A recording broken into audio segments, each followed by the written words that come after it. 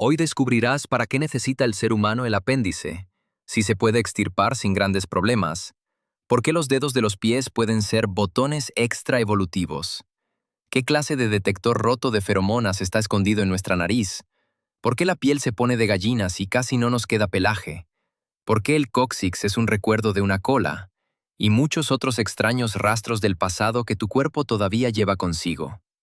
Empecemos con el órgano que todos se han acostumbrado a considerar inútil, aunque la ciencia sospecha desde hace mucho tiempo. No es tan simple. Número 9. El apéndice. Durante mucho tiempo, el apéndice fue considerado un parásito biológico.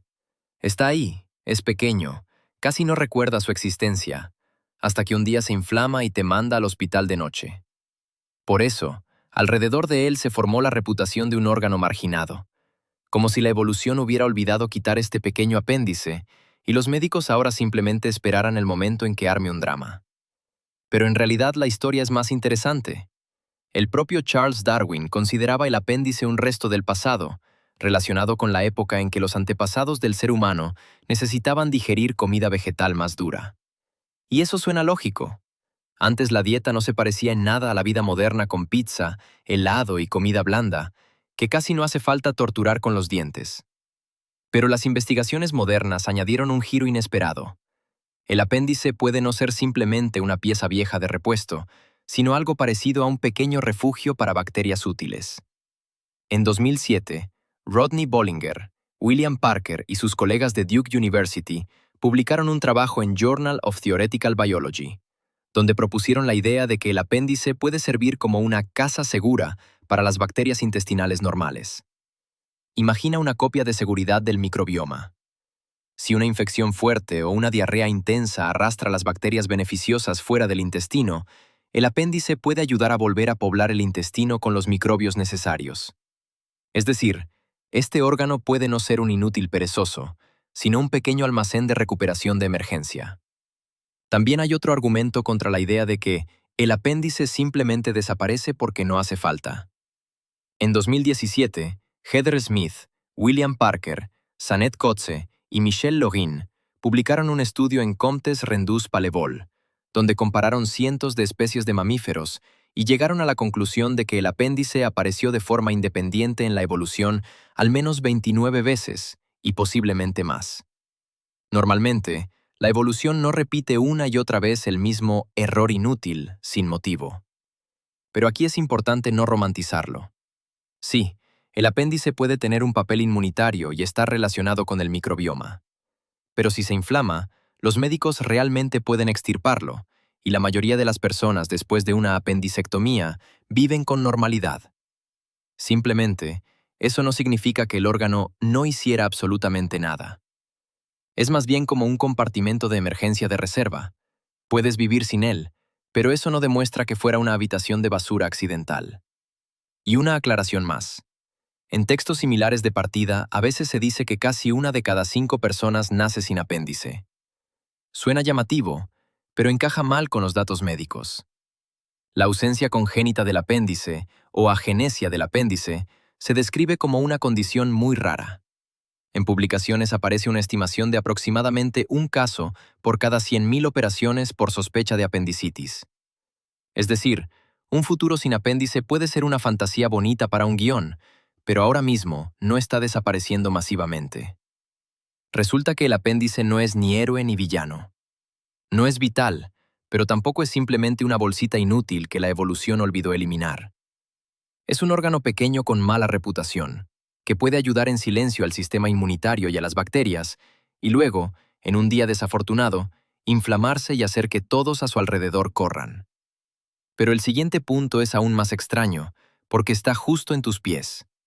Dedos que alguna vez ayudaron a nuestros antepasados a agarrarse, trepar y sostenerse, y que hoy la mayoría de las veces sirven para golpearse dolorosamente contra los muebles. Número 8. Los dedos de los pies. Hoy los dedos de los pies parecen algo así como pequeñas aplicaciones decorativas del pie. Sirven para mantener el equilibrio, meterse en chanclas, a veces levantar un calcetín del suelo y, por supuesto, para golpearte de noche con toda la fuerza el meñique contra la pata de la mesa y durante unos segundos reconsiderar todas tus decisiones de vida. Pero si miramos nuestra historia evolutiva, los dedos de los pies alguna vez fueron una herramienta mucho más importante. En otros primates, los pies son mucho más prensiles. Sus dedos les ayudan a agarrarse a ramas, mantenerse en los árboles y moverse en un mundo tridimensional, donde un paso fallido puede terminar en una caída. En el ser humano, el pie cambió para caminar erguido. El dedo gordo se alineó con los demás dedos y se convirtió en una parte importante del impulso al caminar y correr. En cambio, los dedos pequeños laterales perdieron parte de ese papel de agarre que era más importante para la vida arborícola. En 2009, en la revista Proceedings of the National Academy of Sciences, el investigador David Carrier y sus colegas estudiaron cómo la longitud de los dedos del pie influye en el gasto de energía al correr y caminar. Llegaron a la conclusión de que dedos más cortos podían ser ventajosos para correr de forma eficiente, porque los dedos largos aumentarían el trabajo mecánico de los músculos y tendones. Dicho de forma simple, cuando los antepasados del ser humano empezaron a caminar y correr más sobre dos piernas, el pie comenzó a cambiar para un movimiento económico, no para agarrar ramas. Pero eso no significa que los dedos de los pies sean inútiles y que pronto se caigan por falta de necesidad. Ayudan a mantener el equilibrio, participan en el impulso y en la distribución del peso. Simplemente, su papel ya no es tan dramático como en los antiguos antepasados arborícolas. El que más trabaja es el dedo gordo, y los demás cumplen tareas más modestas. Ya no son héroes de la escalada, sino más bien un pequeño equipo de apoyo que hace su trabajo, hasta que solo te acuerdas de ellos después de golpearte contra un mueble. Aparte está el calzado. El calzado moderno sostiene el pie, lo protege, pero a veces lo vuelve menos salvaje. No caminamos descalzos todo el día por terreno irregular, no nos agarramos con los dedos a la superficie y no entrenamos los pies como ocurriría en la naturaleza. Por eso se puede suponer que, a plazos muy largos, el pie humano seguirá cambiando. Pero esta no es una historia de, dentro de un par de generaciones la gente no tendrá dedos. La evolución no funciona como una actualización de una aplicación. Si hay cambios, serán a escalas de miles y decenas de miles de años. Así que tus dedos de los pies no son piezas sobrantes, sino rastros del paso de trepar a caminar. Alguna vez ayudaron a los antepasados a sujetarse a las ramas, hoy te ayudan a caminar, estar de pie, y a veces sufrir por la mesita de centro. Tal vez descendientes lejanos miren nuestros pies y se sorprendan de por qué necesitábamos tantos dedos pequeños. Pero por ahora todavía funcionan, solo que mucho más silenciosamente que antes. Y ahora pasemos a un órgano que está escondido en la nariz y suena como un detector incorporado de feromonas, solo que con la batería casi agotada. Número 7. El órgano de Jacobson. Suena como una super habilidad secreta que le dieron al ser humano y luego olvidaron activar. Muchos animales tienen un sistema especial para leer señales químicas, feromonas. Es un lenguaje invisible de olores. ¿Quién está listo para aparearse? ¿Quién es agresivo? ¿Quién dejó una marca? ¿Quién es ahora mismo el jefe en este arbusto?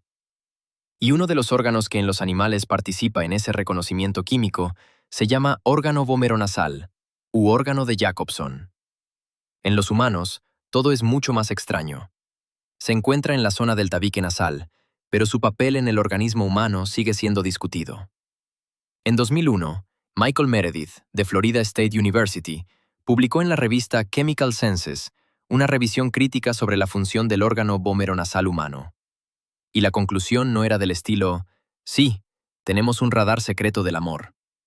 Al contrario, Meredith escribía que la cuestión de la función del órgano de Jacobson humano es confusa, y que el tema de las feromonas en humanos a menudo se mezcla con especulaciones populares.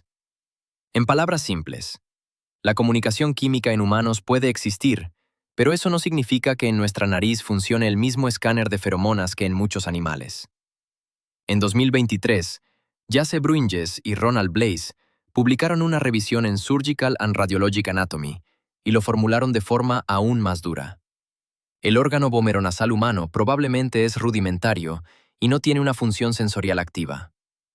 Señalan que la estructura puede estar presente en la mayoría de las personas, pero en el ser humano adulto, según estudios anatómicos y moleculares, no parece un órgano completamente funcional para reconocer feromonas. En particular, la revisión dice que en los adultos faltan neuronas normales, No hay bulbo olfatorio accesorio, y genes importantes de los receptores del sistema vomeronasal en el ser humano son no funcionales. Es decir, imagina un viejo dispositivo de espionaje integrado en la pared. La carcasa está en su sitio, el nombre es bonito, la leyenda es poderosa, pero los cables fueron cortados hace tiempo, las baterías se derramaron, y el manual está escrito para otra especie. En serpientes y en muchos mamíferos, este sistema realmente ayuda a leer señales químicas. En el ser humano, en cambio, lo más probable es que haya quedado como un rastro evolutivo, un recordatorio de un mundo donde los olores podían decidir mucho más que la mirada, el habla y un mensaje incómodo en un chat. Y por eso este órgano encaja tan bien en una lista de restos extraños del pasado. No es exactamente un mito, porque la estructura realmente se discute en anatomía, pero tampoco es un botón romántico que te ayuda a oler el amor. Si alguien vende perfumes con la promesa de que las feromonas te convertirán en un imán para las citas, puedes recordar: con el órgano de Jacobson humano todo no es tan simple, y la ciencia es mucho más cautelosa que la publicidad.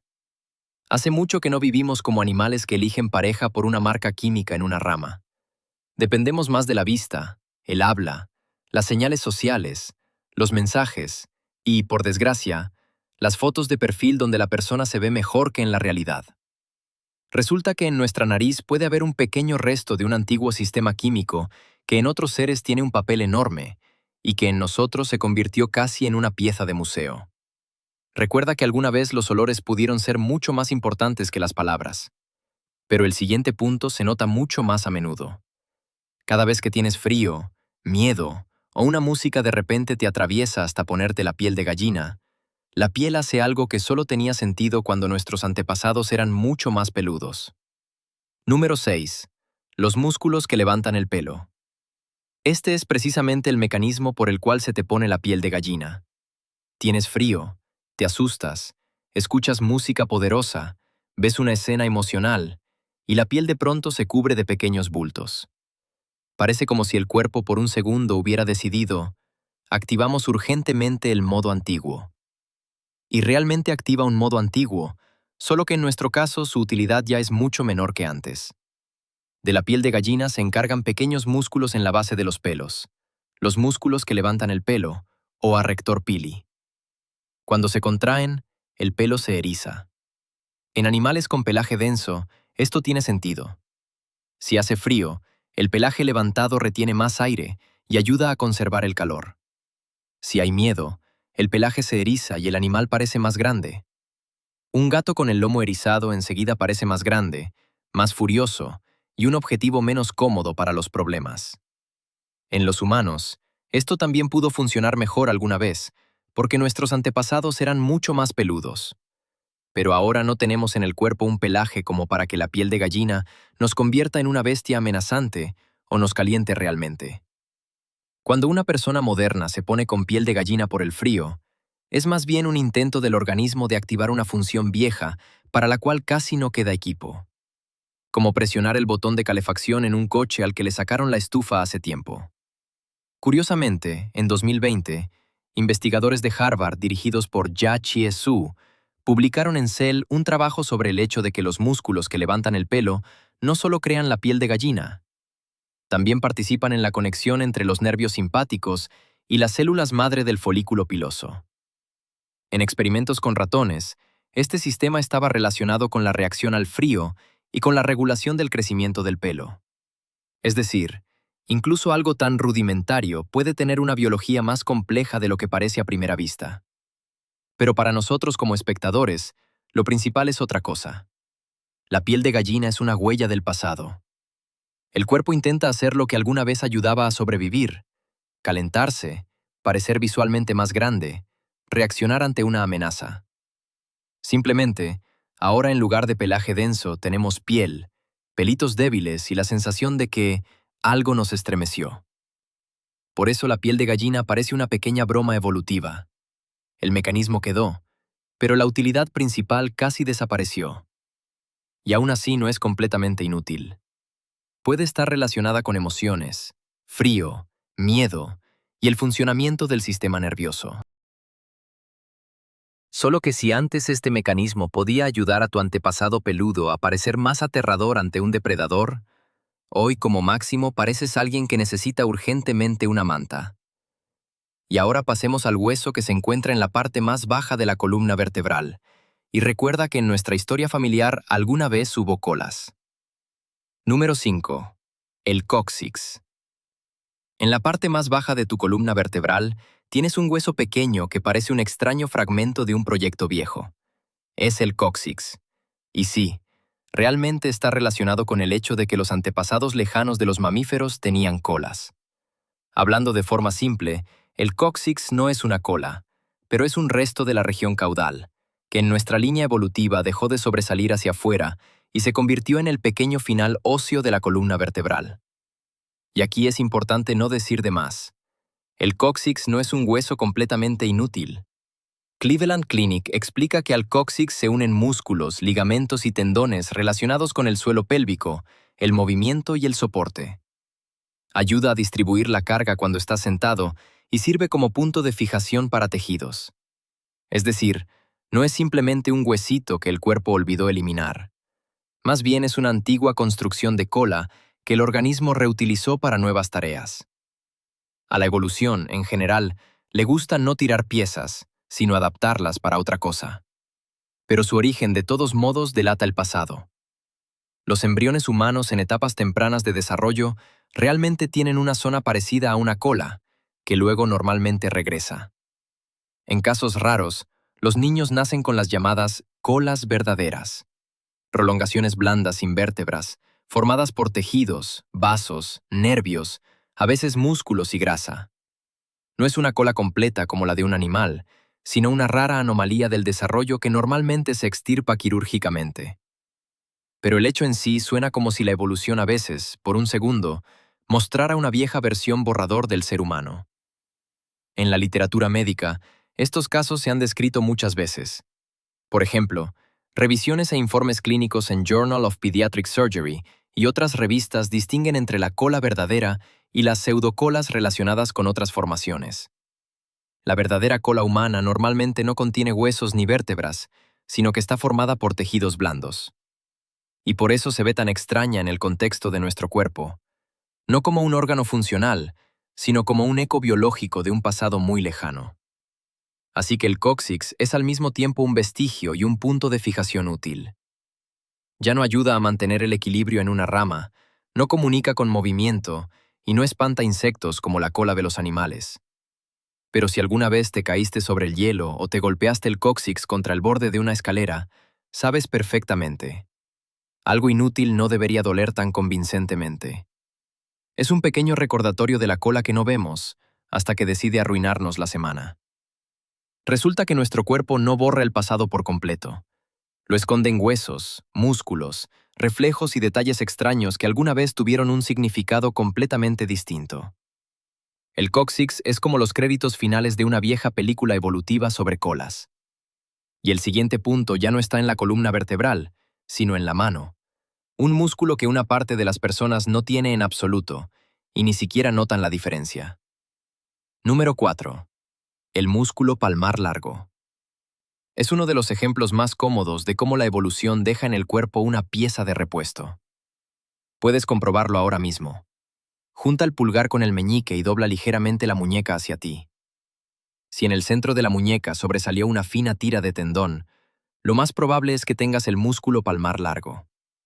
Si no apareció nada, felicidades, también eres una persona normal. En una parte de las personas, este músculo simplemente no existe. Este músculo se llama palmaris longus. Puede ayudar un poco a flexionar la muñeca y tensar la aponeurosis palmar, pero no es vital. Otros músculos de la mano se encargan perfectamente de los movimientos principales sin él. En revisiones anatómicas a menudo se indica que el palmaris longus es uno de los músculos humanos más variables, y su ausencia normalmente no empeora la fuerza de agarre. Por ejemplo, en una revisión de 2014 en Journal of Clinical and Diagnostic Research, los autores escribían que la ausencia de este músculo se encuentra en distintas poblaciones con distinta frecuencia y normalmente no está relacionada con una pérdida notable de función de la mano. Lo más interesante es que los médicos realmente usan esta pieza sobrante. Como sin ella la mano normalmente funciona bien, el tendón del músculo palmar largo a menudo se toma para operaciones reconstructivas. Puede usarse como material para trasplante de tendones, por ejemplo al reparar daños en la mano u otras estructuras. En esencia, algunas personas tienen en la mano casi una pieza biológica de repuesto lista. La evolución la dejó en la caja, y la cirugía dice, perfecto, servirá. ¿Por qué lo tenemos en general? En primates y en nuestros antepasados más arborícolas, los músculos y tendones relacionados con la mano y el agarre tenían enorme importancia.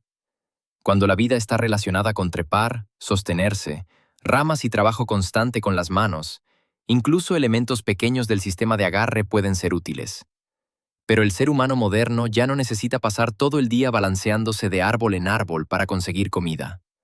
Como mucho, no colgamos de una rama, sino del teléfono, y para eso el palmaris longus no hace mucha falta.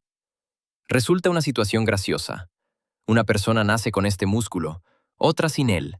Ambas viven normal, escriben mensajes, sostienen una taza, abren puertas y discuten en Internet. Es un buen ejemplo de que la evolución no siempre lleva el cuerpo a un montaje minimalista ideal. A veces deja una pieza que casi no molesta.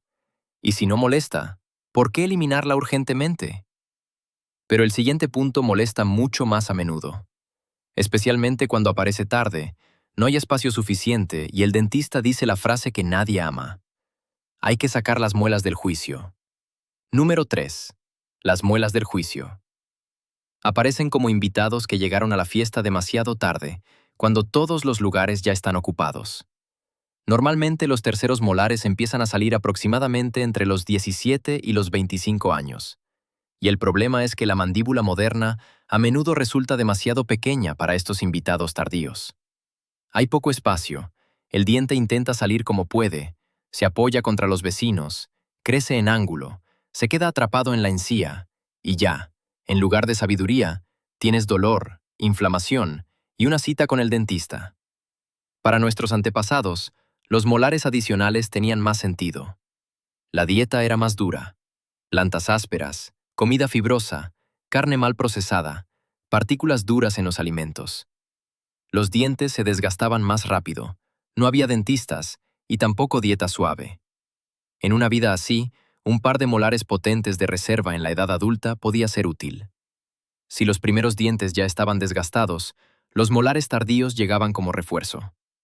Hoy, en cambio, cortamos, hervimos, freímos, trituramos y comemos alimentos mucho más blandos, y las mandíbulas en promedio no reciben la carga que formaría una plataforma igual de grande para todos los dientes. En 2011, Noreen von Kramon-Taubadel publicó en Proceedings of the National Academy of Sciences un estudio donde mostró la relación entre la transición a una dieta agrícola más blanda y el cambio de forma de la mandíbula inferior humana. La idea es que el estilo de vida y la comida podían influir en el desarrollo de la mandíbula. Cuanto menos masticar duro, menos estímulos para una estructura mandibular masiva. Y cuando la mandíbula se vuelve más pequeña, las muelas del juicio reciben menos espacio y más a menudo se convierten en un problema dental. Y aquí se ve cómo la evolución no siempre logra seguirle el ritmo a la cultura. Aprendimos a cocinar la comida, usar cuchillos, cuidar los dientes, tratar la caries y vivir más tiempo. Pero los terceros molares todavía llegan según el horario antiguo, como si el ser humano siguiera royendo corteza y perdiendo dientes a los 20 años. Por eso, a algunas personas las muelas del juicio les salen normalmente, en otras se quedan dentro del hueso, en otras crecen torcidas, y en algunas ni siquiera se forman. Por cierto, la ausencia de muelas del juicio realmente se encuentra con bastante frecuencia, pero depende mucho de la población. En la literatura científica esto se llama agenesia de los terceros molares. En revisiones, se indica que en distintos grupos humanos la frecuencia de ausencia de al menos una muela del juicio puede variar notablemente. Es decir, la humanidad no se quedará mañana sin muelas del juicio, pero se ve que esta parte del conjunto dental ya no es igual de obligatoria para todos. Resulta que las muelas del juicio son una reserva evolutiva que cada vez más a menudo llega sin invitación. alguna vez pudieron ayudar a masticar comida dura y compensar el desgaste de los dientes. Hoy a menudo simplemente exigen una radiografía, analgésico y una conversación con el cirujano. Pero el siguiente punto es aún más divertido.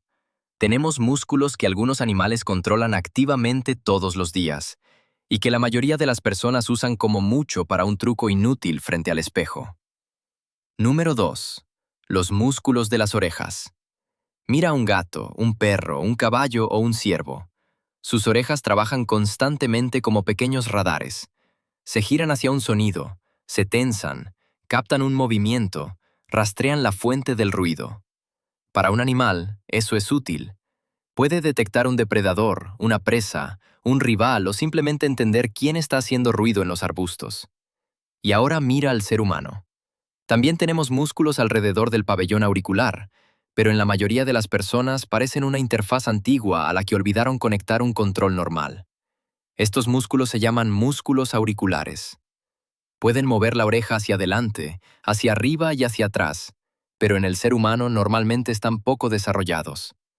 Algunas personas pueden mover las orejas a voluntad, otras pueden aprender después de entrenar, y la mayoría como máximo las tensan por accidente cuando intentan mostrar un truco y parecen estar escuchando con mucha concentración su Wi-Fi interno. Pero lo más interesante es que el sistema no está completamente muerto. En 2015, Daniel Strauss y sus colegas de Saarland University publicaron un estudio en eLife, donde mostraron que los músculos auriculares humanos pueden reaccionar a la dirección del sonido. Es decir, aunque conscientemente no sepas girar las orejas como un gato, pequeñas reacciones musculares todavía pueden activarse cuando el cerebro intenta localizar un sonido. Esto parece un resto de un viejo sistema de orientación que en los animales funciona de forma clara, y en nosotros se convirtió casi en un eco oculto. ¿Por qué perdimos el control activo de las orejas? Lo más probable es que en nuestra línea evolutiva se volviera más importante girar la cabeza, usar la vista, las señales sociales y el procesamiento complejo del sonido por el cerebro que girar las orejas en distintas direcciones.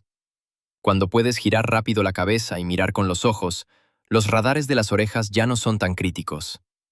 Al final, los músculos quedaron, pero pasaron de ser una herramienta útil de supervivencia a un talento casi inútil para una fiesta. Y aún así son divertidos precisamente porque recuerdan. El cuerpo no borra del todo las funciones antiguas. Puede dejar el cableado, aunque el botón casi no funcione. En alguna parte dentro de ti hay un pequeño sistema de gira la oreja hacia el sonido, que en un gato funciona todos los días, y en un humano se manifiesta como una tensión apenas perceptible, o como la capacidad de entretener a los amigos durante 30 segundos. Por cierto, en el dato original se puede dejar el récord mundial como un pequeño comentario cómico, pero es mejor comprobar por separado el nombre concreto y las cifras antes de la locución final. Para el guión es más importante otra cosa. Los músculos de las orejas son un verdadero rastro rudimentario. Muestran que no siempre fuimos construidos desde cero para la vida moderna. Llevamos encima mecanismos antiguos que alguna vez pudieron ayudar a sobrevivir, y ahora simplemente dan a algunas personas la posibilidad de mover las orejas por una apuesta. Y ahora pasemos al último punto. Los senos paranasales. Cavidades vacías en el cráneo que la mayoría recuerda solo cuando la cara empieza a doler, como si dentro se hubiera instalado un pequeño globo de aire malvado. Número 1. Los senos paranasales.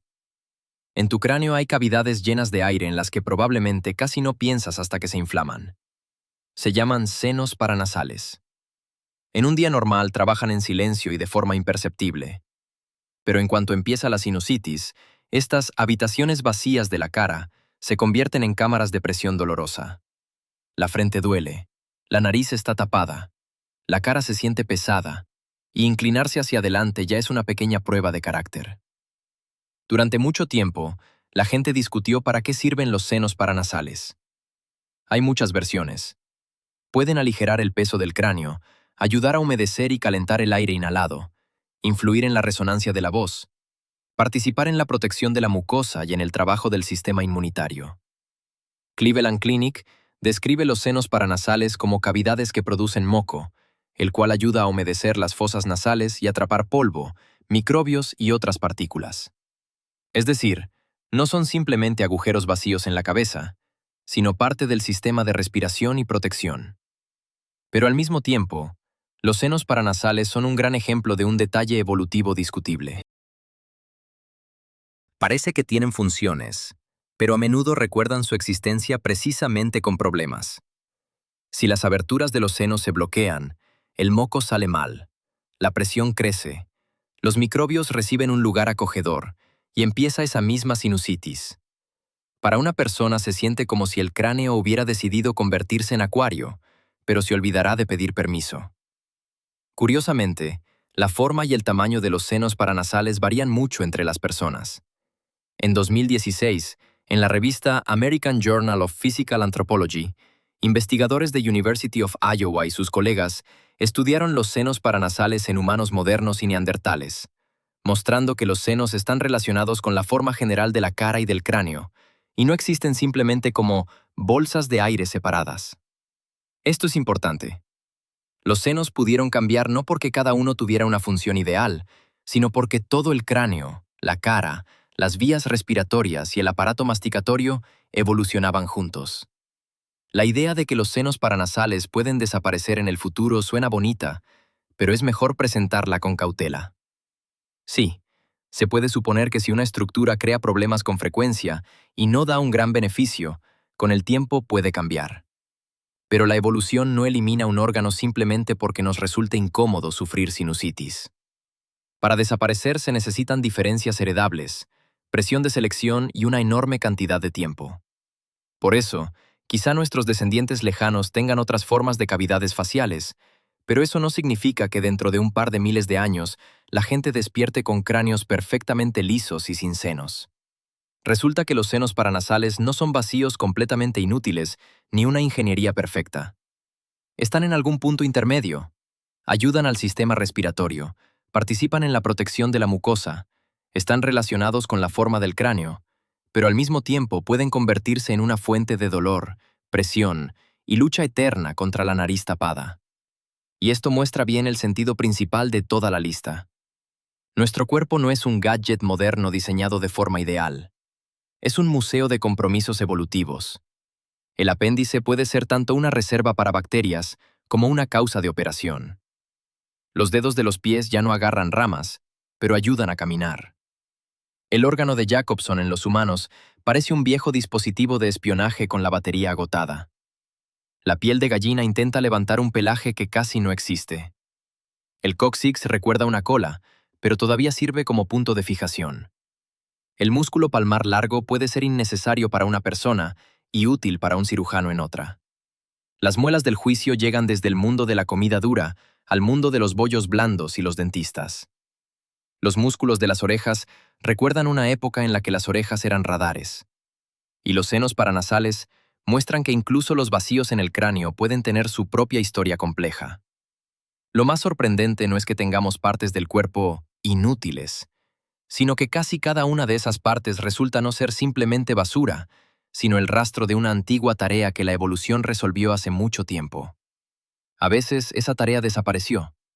A veces el órgano obtuvo un nuevo papel. A veces simplemente se quedó, porque no molestaba lo suficiente como para desaparecer.